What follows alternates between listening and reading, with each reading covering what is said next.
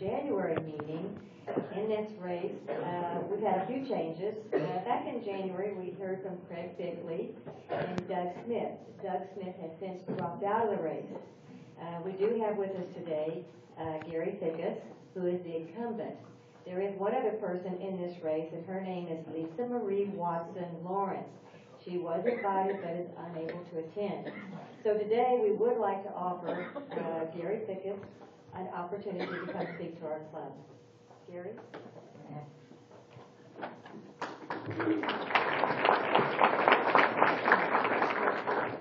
Thank you. I want to thank the club.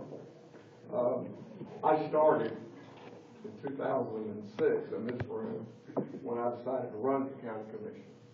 And I see many, many faces out there that I knew back then.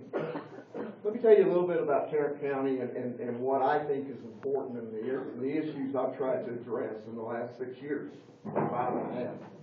Tarrant County is now one of the fastest growing counties in the country.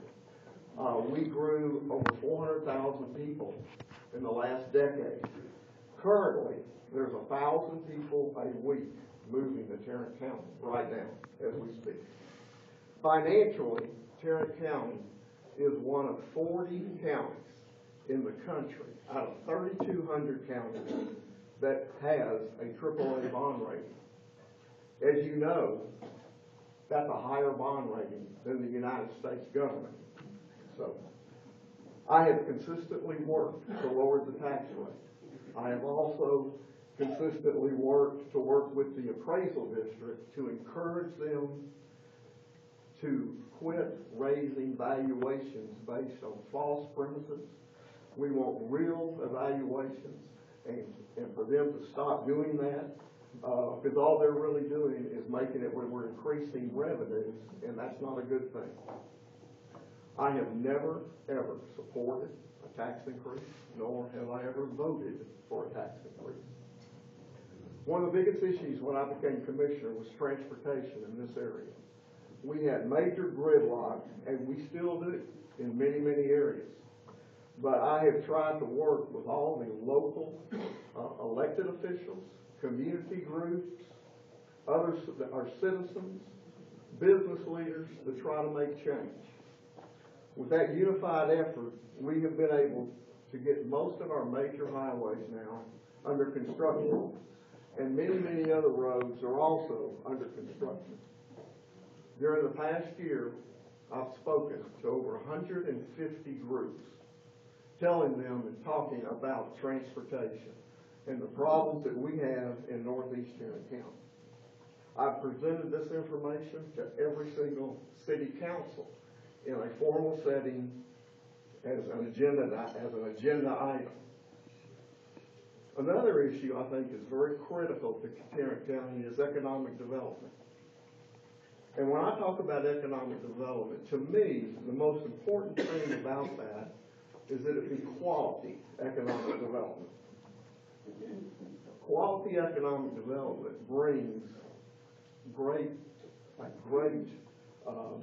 lifestyle to our area. It creates jobs. It also creates value, and it creates long-term value for our area. This part of Tarrant County, Northeast, has had more development taking place than any other area in the county. And my goal is to treat that and work with those cities as with our economic development department. Is it 1 minute? Okay. To bring about that change. Another important area is our senior citizens. We put together a senior task force and let them tell us what their needs were, and it came up that health care, transportation, senior isolation, and employment were the major issues. We put together a program called Empowering Seniors. Empowering Seniors started 3 years ago. Through that program, we have been able to provide health screenings. We've provided health screenings, workshops, health care advice, and information. We brought in the Social Security people. We brought in Medicare. We have worked with our local transportation groups that are providing volunteer transportation for seniors. How do our seniors get to the doctor? How do they get to the drugstore? How do they go to the grocery store? And through our Empowering Seniors program, we've been able to work with them.